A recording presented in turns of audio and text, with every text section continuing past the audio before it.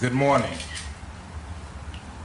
Thank you for continuing to help us share the latest information about Savannah's response to COVID-19.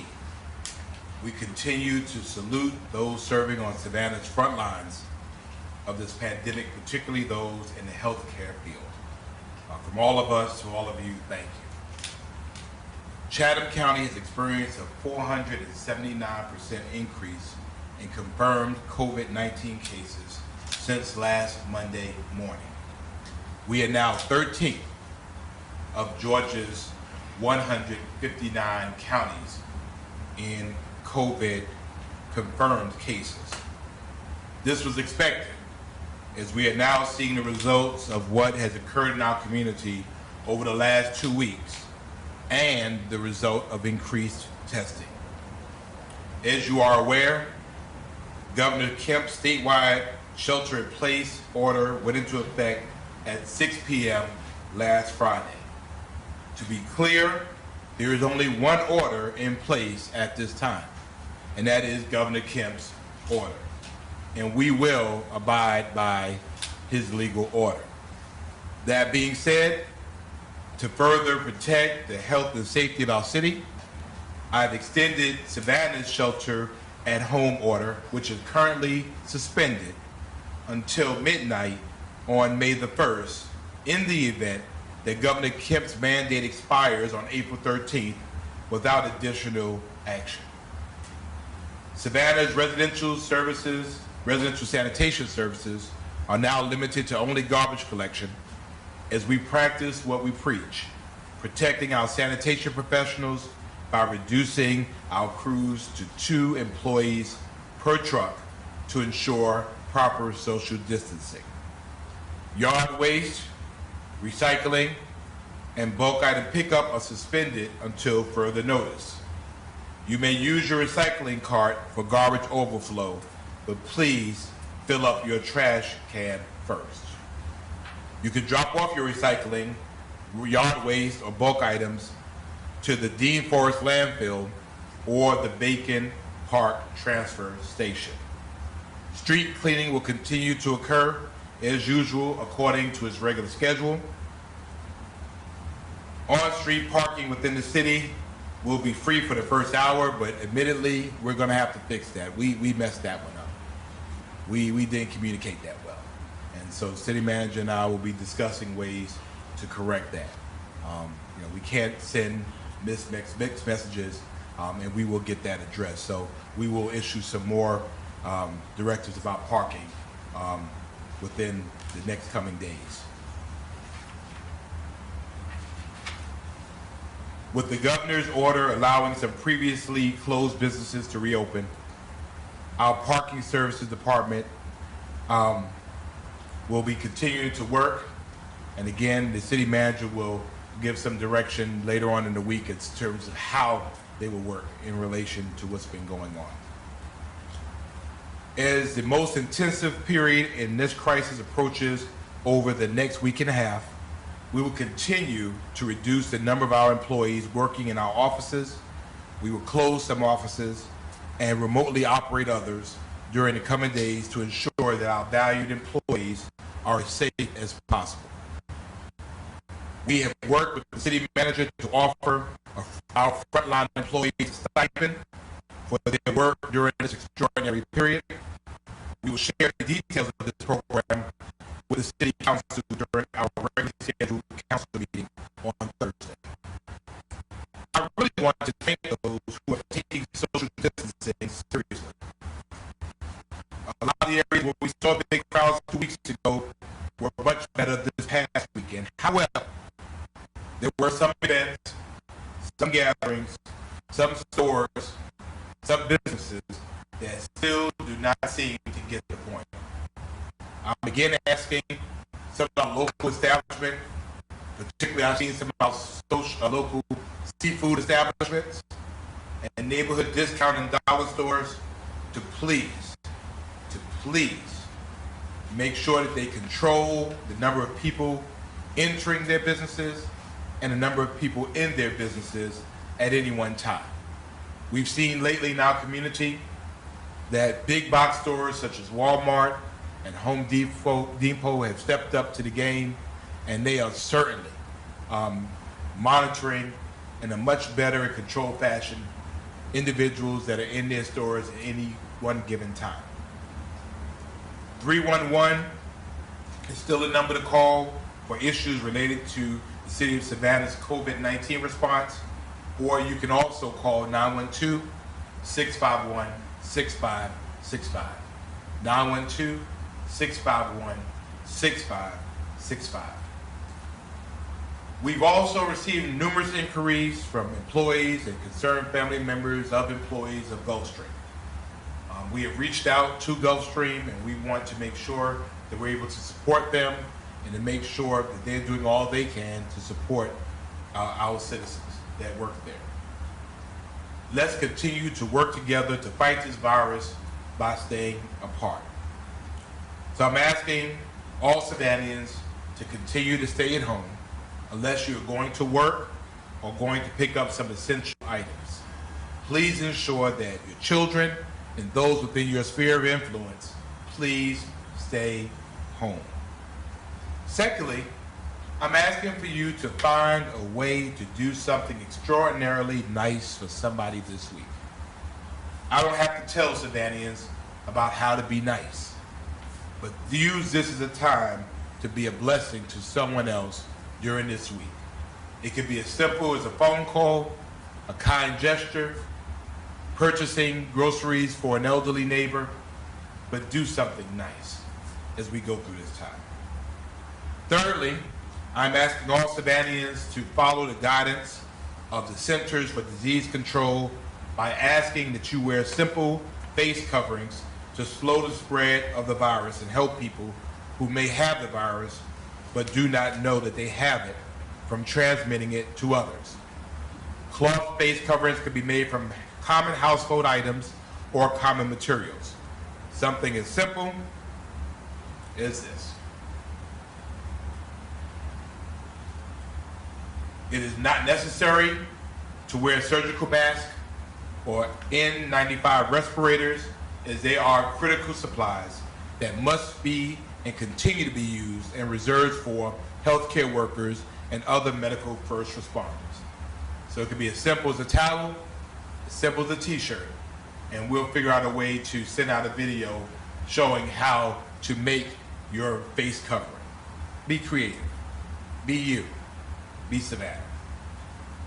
As an additional public service announcement, while you're at home, please take the time to fill out your census. It takes less than 5 minutes. It took me only 4. And I remind you that particularly at this critical time, every Savannian needs to count. And as we go forth requesting money and representation from our federal government, it is important that Savannah is counted and counted accurately. So far, less than 40% of our city's residents have been counted. We have to do better.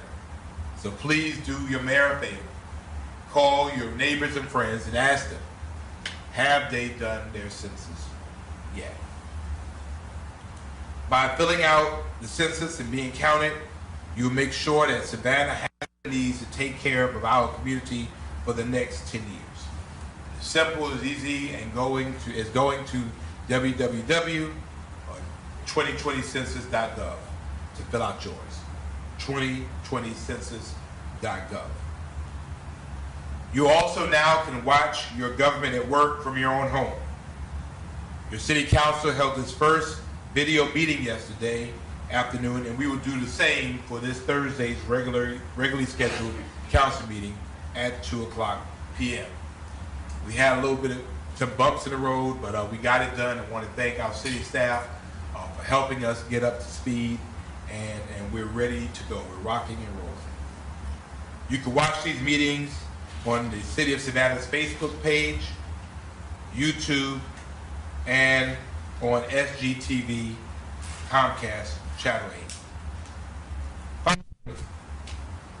I don't think this to be coincidental, but I cannot help to take advantage of the moment and underscore the importance of this moment and the significance of this week to millions of people around the world. Tomorrow at sunset, our Jewish neighbors will celebrate Passover, the Exodus, the freedom of slavery of the Israelites from ancient Egypt that followed the 10 plagues. And as you know, for Christians, we celebrate Holy Week, which chronicles Jesus' triumphant entry into Jerusalem, culminating with his trial and crucifixion on Good Friday.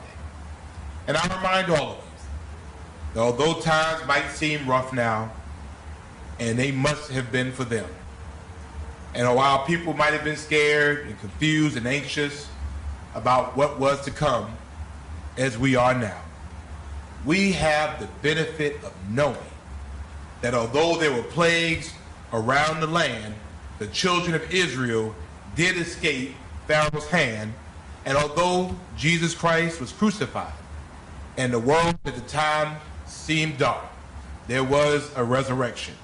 We just have to get from there to here. From our virtual bondage of social distancing to our actual freedom, and from the apparent death of hopes, dreams, and livelihoods, we will see them resurrected bigger, better, and stronger. Please let us continue to focus on what we will be on the other side of this. Let us focus on the dreams that will be restarted on the other side of this. Let us focus on how our community is going to come back in a way that has been unprecedented on the other side of this. We continue to keep the faith, but we will continue to follow the silence. May God continue to bless you, and may God continue to bless the city of Savannah. That ends my prepared remarks, and I will entertain any questions at this time. Mr. Mayor, can you elaborate on the parking, the free parking, and what went wrong there? I don't know. I'm still trying to figure it out. I think that with employees working all over the place and moving all over the place, somehow or another wires got crossed. We have to be clear. We have to be consistent. And everybody has to know what the game plan is. So it's kind of like when you have a football play and you think you're going for a run and then somebody did a pass. Whatever it is, everybody just needs to know what it is. City manager is aware and is taking proactive steps to address it. And again, he'll come back to us about what the plan is actually. I mean, again, it happens.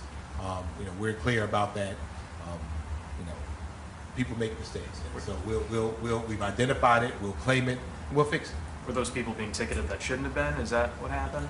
Or? Again, it's just the whole process of how that rolled out. And again, we have not met like we usually meet.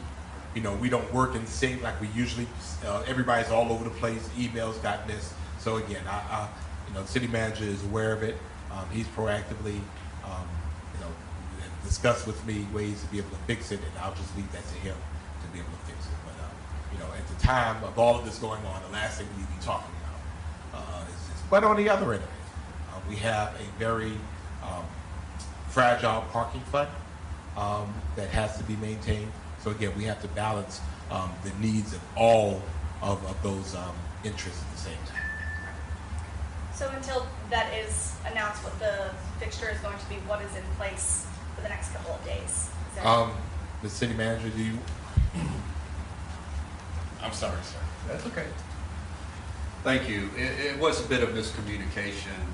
What I instructed parking services was not to enforce any violations for on-street side parking through the end of March. But as what happened, they took that to mean free parking. I did not mean that, because what that does is it directly impacts the parking garages. And the two most fragile funds right now are the general fund because of the loss of the sales tax and the hotel motel tax, but also the parking fund. And as the mayor said, it's a very slim margin right now. The problem with free on-street parking is that folks don't park in the parking garages. So I do agree with the mayor, though. There's been a lot of confusion. Any tickets, any citations issued Monday and today will be forgiven. Those will not be enforced. And I am going to meet with parking services just to go over the full spectrum of all the services that parking services provides. For example, the downtowner.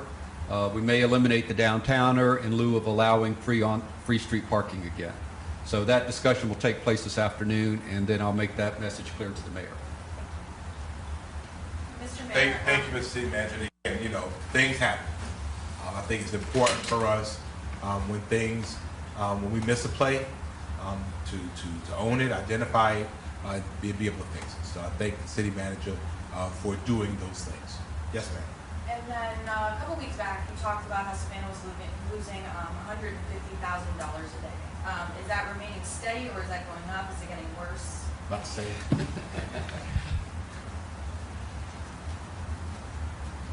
And I understand that numbers caused a lot of consternation in the community. $150,000 a day sounds a lot, $4.5 million a month. But remember, the city has in total 6 different funds. So the most funds impacted are the general fund, which is the day-to-day operating expenses of the city, and secondly, the sales tax. So the problem with the general fund is the main source of funding is property taxes. So those are divided in a spring billing and then a fall billing. So if you take a look at the general fund, $208 million, it comes out to approximately $17.7 million a month. So expenses are fairly even month to month. City expenses are going to average somewhere between $15 to $18 million. The first the first property tax collection that the billing went out will be about $36 million. So there's a little bit of a hole because of the loss of the sales tax, the reduction of the sales tax, which generally averages about $4 million a month, and also the hotel motel tax, which averages about $1 million a month. So there is this hole. So, but the city is fortunately in a strong financial position. I sent out to council, some council members asked questions about the city's overall financial strength. Taking a look at our peer groups in Georgia, those governments of the same size, City of Savannah is ranked the highest.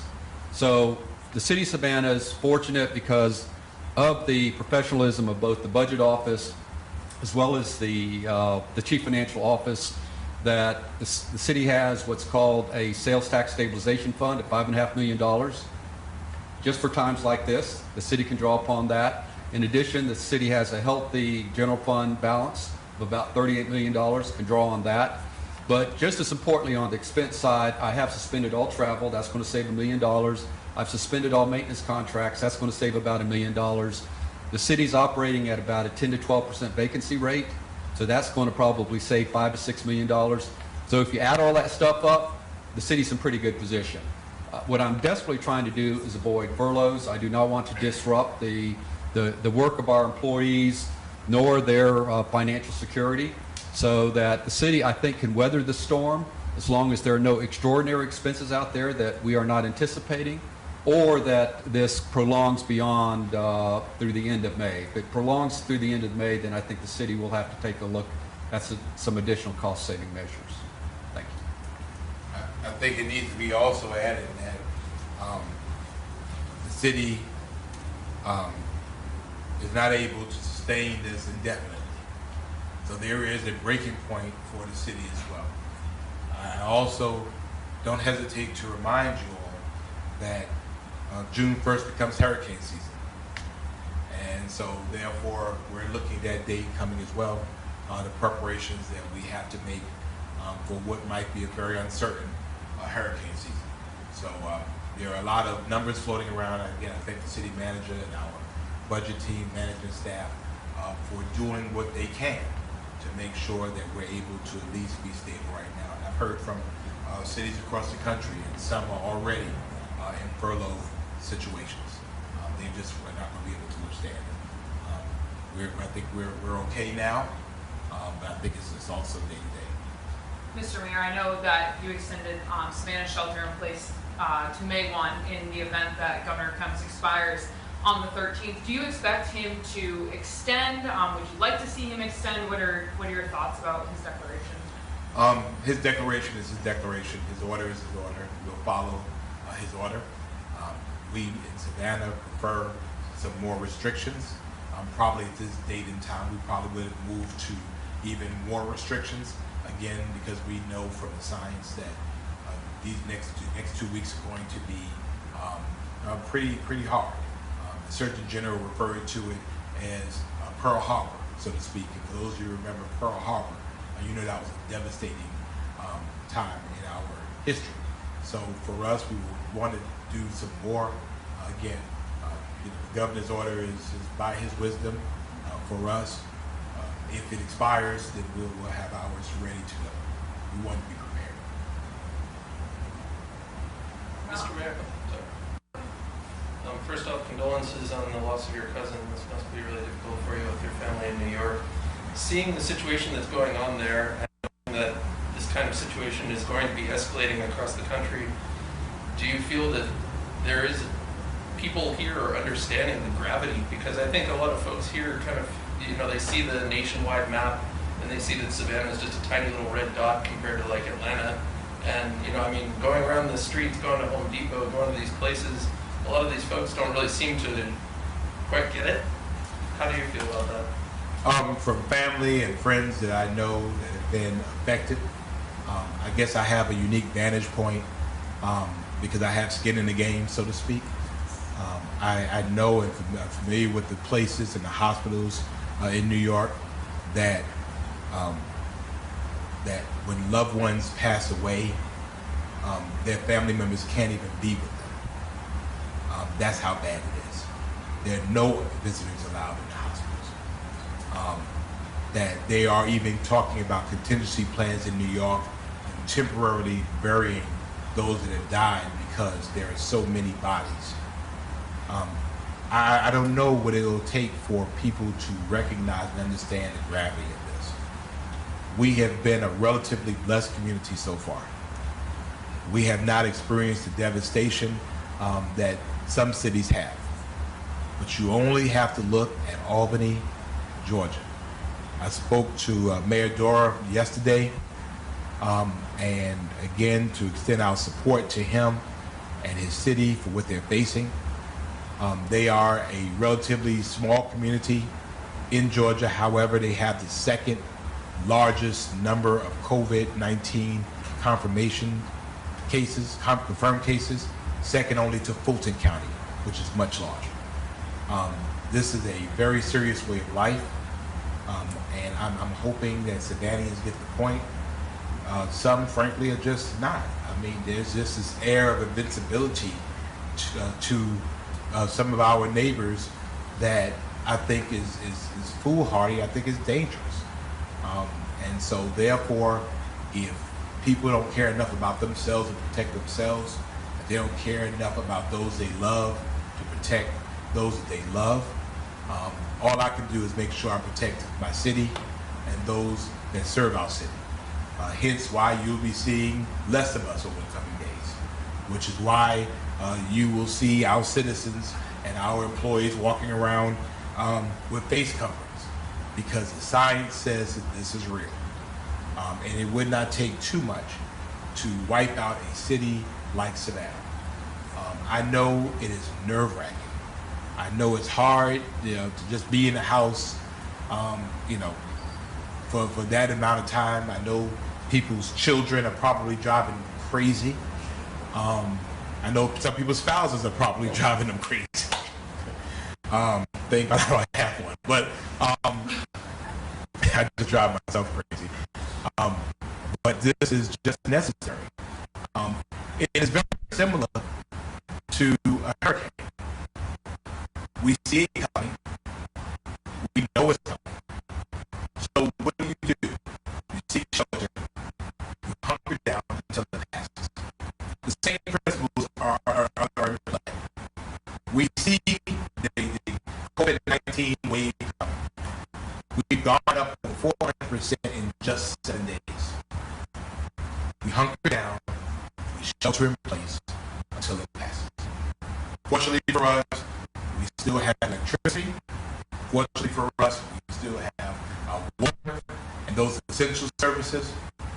Yes, it's inconvenient. Yes, it's uncomfortable. But yes, we can make it through it. But we have to have common sense about this. I'm still riding around seeing folks in basketball courts. I'm still seeing people standing in line in like I said, seafood places. It was like, is seafood that important right now? All these people around food that you're going to eat.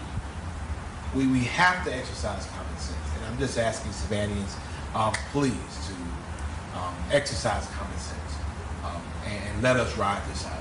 We know that there's an apex period And we know that the next 2 weeks are going to be a little rough.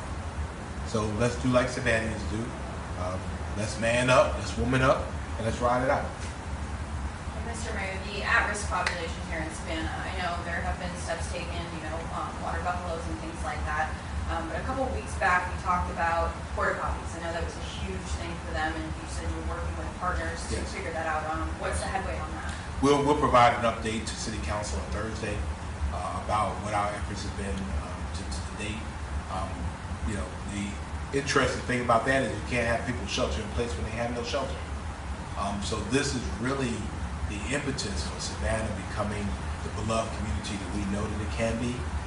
Not only to now provide temporary housing, but also to investigate ways of providing permanent supportive housing, not only for those who are chronically homeless, but for those that are also transitionally homeless. I received a phone call the other night from a young lady who was sleeping in a car with a 3-year-old. We were able to utilize some local nonprofits to get her placed. Again, the face of homelessness is different than what we think it is. And because of this, the face of homelessness is changing. I want people to know, and people are very concerned, we don't have any control over evictions, mortgage payments. Although people think we do, we don't. But I will tell you, because there's an emergency judicial order, our magistrate court is not processing any evictions at this time. And our sheriff has indicated that he is not performing any evictions at this time. So although your rent might still be due, at least you can at least rest that you're not going to be put out of the house during this period. I do want to ask one more question. When it comes to Forsyth Park, right, for people watching at home, are you suggesting that if they respect social distancing, it's all right for them to have, picnics in the park and sort of, sit and relax, or what is your take on that? I can't understand how a picnic in the park can be done effectively with social distancing.